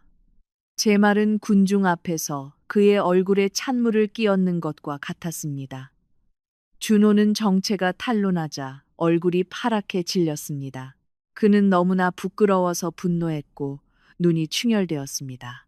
그는 제가 그의 홈그라운드에서 감히 반격할 줄은 꿈에도 몰랐을 것입니다. 그는 으르렁거렸습니다. 입 닥쳐, 이 미친년아. 네가 감히 나를 모욕해? 내가 누군지 보여주겠어. 그는 말을 마치고 어젯밤처럼 다시 한번 저를 때리려고 손을 들었습니다. 군중은 경악했고 안내원은 비명을 질렀습니다. 하지만 이번에는 제가 준비되어 있었습니다. 저는 더 이상 그가 분풀이할 샌드백이 아니었습니다. 준호의 손이 제 얼굴을 향해 맹렬한 속도로 날아들었습니다. 주변 사람들은 두려움에 눈을 질끈 감았고 아무도 미친 듯이 날뛰는 남자를 말리지 못했습니다. 하지만 그들은 몰랐습니다. 제 가냘픈 외모 뒤에는 혹시나 납치되어 돈을 뜯길까봐 6살 때부터 아버지께서 보내주신 무술을 배운 소녀가 있다는 것을. 그의 손이 제 뺨에 닿으려는 순간 저는 재빨리 왼쪽으로 몸을 기울여 피했습니다. 준호는 균형을 잃고 앞으로 비틀거렸습니다. 그가 정신을 차릴 틈도 주지 않고 저는 오른발에 힘을 실어 그의 아랫배를 향해 단호하고 정확한 옆차기를 날렸습니다. 퍽! 준호는 고통스러운 신음소리를 내며 두 손으로 배를 감싸 쥐고 미끄러운 바닥으로 쓰러졌습니다. 제 발차기는 심각한 부상을 입힐 정도는 아니었지만 그를 쓰러뜨리고 더 이상 공격할 수 없게 만들기에 충분한 힘이었습니다. 회사 로비는 쥐 죽은 듯 조용해졌고 모든 사람들은 하이힐을 신은 여자가 순식간에 덩치 큰 남자를 쓰러뜨리는 것을 보고 눈을 동그랗게 뜨고 경악했습니다. 저는 발을 거두고 블레이저 자락을 바로잡으며 어깨에 묻은 보이지 않는 먼지를 가볍게 털어냈습니다. 저는 바닥에서 신음하는 준호를 차가운 시선으로 내려다보았습니다. 저는 또렷하게 말했습니다. 잘 들어. 내가 여기 온 건 너를 찾으러 온 게 아니야. 넌 내가 신경 쓸 자격도 없어. 다시는 내 몸에 손대지 마. 병원에 눕고 싶지 않으면 바로 그때 VIP 엘리베이터 문이 열렸습니다. 고급스러운 정장을 입고 회장의 위엄을 풍기는 제 아버지, 박진우 대표님을 필두로 한 무리의 사람들이 나왔습니다. 아버지 옆에는 해외 파트너들과 회사의 고위 임원들이 있었습니다. 그들은 예정보다 일찍 회의를 마치고 점심 식사를 위해 차를 타러 로비로 내려오는 길이었습니다. 소란과 모여든 군중을 본 아버지께서는 미간을 찌푸리셨습니다.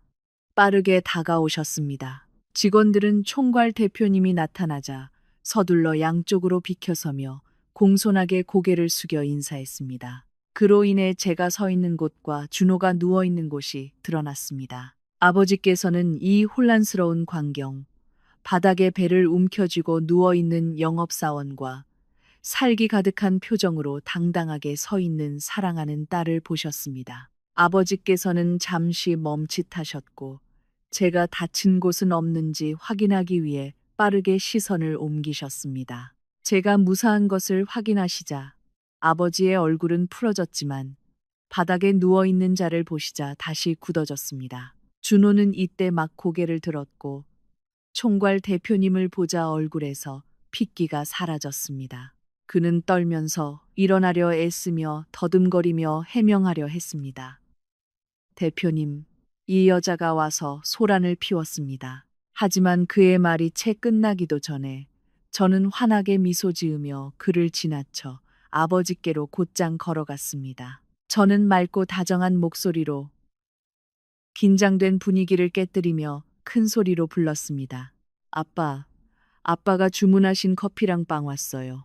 제 아빠라는 부름은 로비에 있던 모든 사람들의 귀에 벼락처럼 울렸습니다. 공간은 마치 멈춘 듯 했고 사람들은 놀라 입을 떡 벌리고 충격에 눈을 동그랗게 떴습니다. 안내원은 손에 들고 있던 펜을 책상에 떨어뜨렸습니다. 직원들은 서로를 쳐다보며 자신의 귀를 의심했습니다. 그리고 준호, 그는 마치 돌이 된 듯 했고 그의 눈은 공포에 질려 최대한 크게 뜨여 있었습니다. 그는 저를 보고 박 대표님을 보고 다시 저를 보았습니다. 그는 방금 자신이 모욕한 가난한 빵 파는 여자, 장애인 엄마의 딸이 이 건물에서 가장 권위 있는 남자의 유일한 딸, 귀한 아가씨라는 사실을 믿을 수 없었습니다. 아버지께서는 저를 보시고 온화한 미소를 지으셨습니다. 아버지는 팔을 벌려 저를 맞이하셨습니다. 저는 아버지 품으로 달려가 어린아이처럼 애교를 부렸습니다. 아버지는 제 등을 토닥여 주시고는 파트너들을 향해 유창한 영어로 말씀하셨습니다. 여러분께 소개합니다. 이쪽은 제 유일한 딸 서연입니다. 그리고 우리가 곧 맛볼 디저트 브랜드의 사장이기도 합니다. 파트너들은 감탄하며 차례로 저와 악수하며 칭찬했습니다. 저는 예의 바르게 고개를 숙여 인사했고 제 자신감 있고 우아한 태도는 명문가 자제다운 모습이었습니다. 준호는 멀리서 다리가 너무 떨려서 제대로 서 있지도 못하고 넘어지지 않으려고 기둥을 붙잡고 있었습니다. 그는 자신의 인생, 경력, 모든 것이 바로 이 순간에 끝났다는 것을 깨달았습니다. 파트너들과의 의례적인 인사가 끝난 후 아버지께서는 돌아섰고 그의 날카로운 시선은 칼날처럼 준호를 향했습니다. 이때 그는 겨우 일어섰지만 마치 벌레처럼 몸을 움츠리고 있었고 이마에서는 땀이 비 오듯 흘러 셔츠 깃을 흠뻑 적셨습니다. 아버지께서는 호통을 치거나 큰 소리를 내지 않으셨습니다. 아버지는 그저 조용하지만 무게감 있는 한마디를 던지셨습니다. 민준호 씨, 방금 내 딸이 자네에게 동정심을 구걸하러 왔다고 했나? 우리 가족이 자네가 파낼 광산이라고 했나? 준호는 더듬거렸고 입술이 떨려 말을 잇지 못했습니다. 그는 네, 대표님 저는 몰랐습니다. 죄송합니다. 제가 실언했습니다. 라고 중얼거렸습니다. 아버지께서는 손을 저어 그의 구차한 변명을 막으셨습니다. 아버지는 계속해서 말씀하셨습니다. 나는 직원들의 사생활에는 관심이 없어. 하지만 인성이 비뚤어진 사람이 우리 회사에서 일하는 것은 용납할 수 없어. 노인과 장애인까지 모욕하고 손익을 따지는 사람이 어떻게 고객과 파트너를 제대로 대할 수 있겠나. 자네는 나를 너무 실망시켰어. 아버지의 말씀은 준호의 경력에 대한 사형 선고와 같았습니다. 아버지는 그 자리에서 그를 해고하지 않으셨습니다. 아버지는 큰 사람이셨고 사적인 일로 직원을 억압한다는 소문이 나기를 원치 않으셨습니다. 아버지는 근처에 서 있던 인사부장에게 말씀하셨습니다. 영업팀 직원들의 능력과 도덕성을 다시 한번 평가해 주십시오. 우리 회사의 근무 환경은 문명하고 깨끗해야 합니다.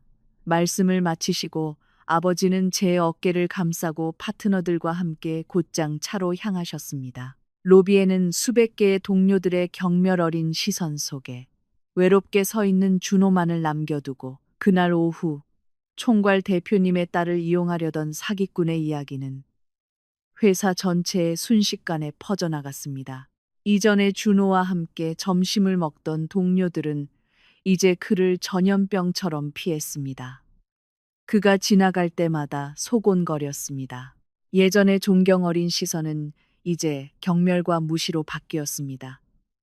준호는 완전히 고립되었습니다. 탐욕스럽고 어리석으며 감히 대표이사 가족까지 모욕한 사람과 함께 일하고 싶어 하는 사람은 아무도 없었습니다. 근무 환경에서 오는 보이지 않는 압박감에 그는 숨이 막혔습니다. 그는 박 대표님께서 해고하지 않으시더라도 더 이상 이곳에 얼굴을 들고 다닐 수 없다는 것을 깨달았습니다. 그가 꿈꾸던 승진의 길은 그 자신의 손으로 영원히 막혀버렸습니다. 3일 후 준호는 사직서를 제출했고 사람이 없는 점심시간에 아무런 환송 없이 작별 인사 한마디 없이 조용히 짐을 싸서 회사를 떠났습니다.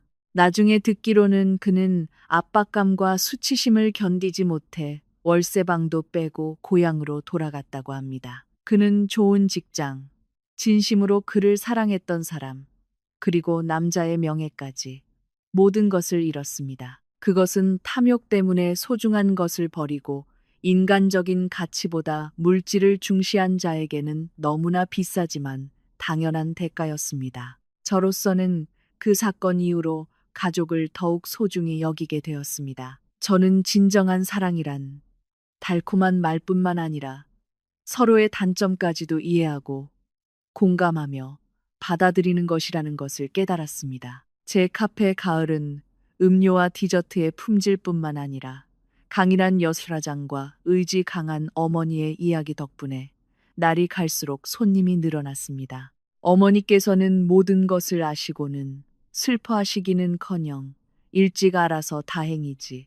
그 사람이랑 결혼했으면 평생 고생했을 거야 라며 웃으셨습니다. 어머니는 즐겁게 빵 만드는 일로 돌아가셨습니다. 어머니의 미소는 향긋한 오븐 옆에서 다시 환하게 피어났습니다. 매일 오후 어머니께서 정성껏 빵을 장식하시고 아버지가 옆에서 차를 마시며 신문을 읽으시는 모습을 보며 저는 마음의 평화가 찾아오는 것을 느꼈습니다.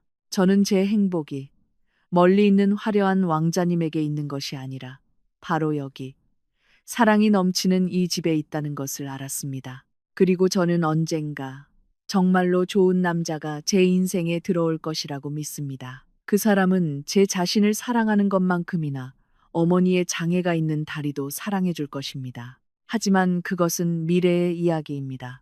지금 저는 아버지 박진우, 어머니 김미숙의 딸이자 사랑이 가득한 베이커리 가을의 작은 사장인 것이 행복합니다.